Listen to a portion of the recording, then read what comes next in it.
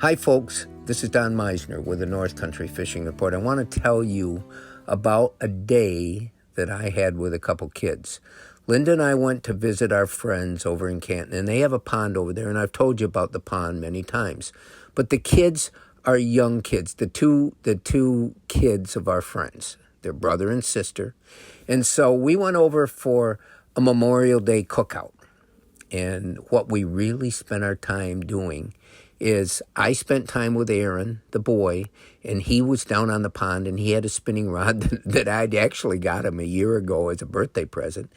And he wanted me to fish with him. And I said, no, Aaron, I want to follow you. I want to watch you. And so we went along the pond, and he would cast out, and I'd see the bass following his lure. And there's so many things that I noticed about this day that actually taught me something.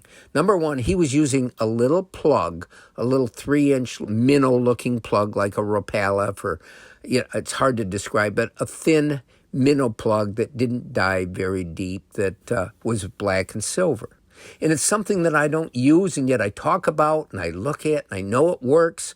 It's one of those many, many lures that I don't use. And I watched the fish react to him. And he was doing it his way.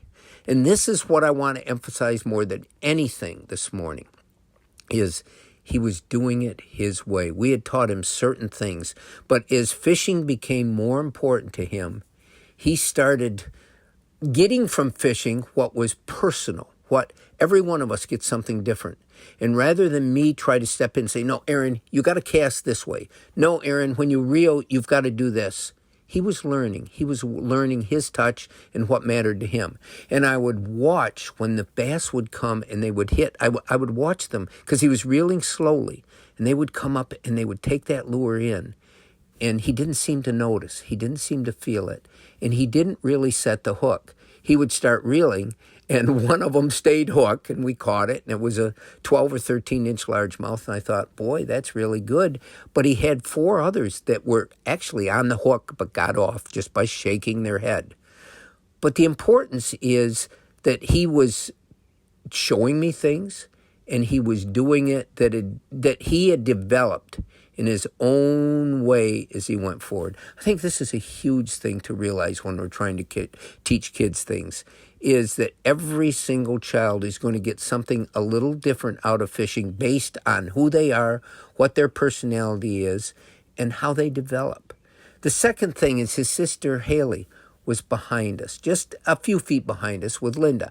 And she was telling Linda all kinds of things as we walked along. Both kids are very bright.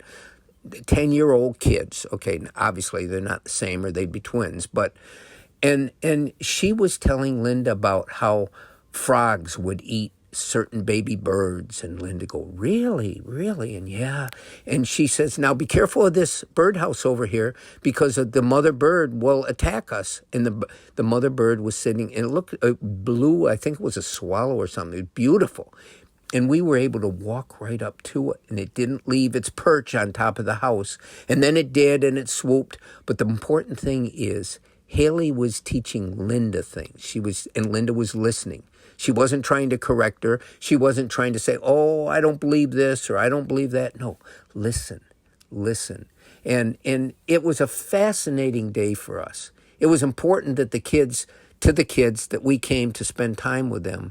But the time with them is engaging on almost an equal level rather than trying to subdue, suppress thoughts, inclinations, and so forth that the kids were developing. It was fascinating for us. It was rewarding. It made the cookout so wonderful.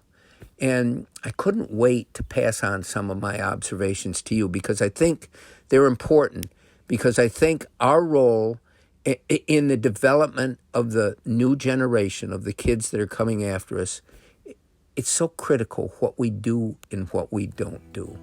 Until next time, folks, this is Don Meisner with the North Country Fishing Report.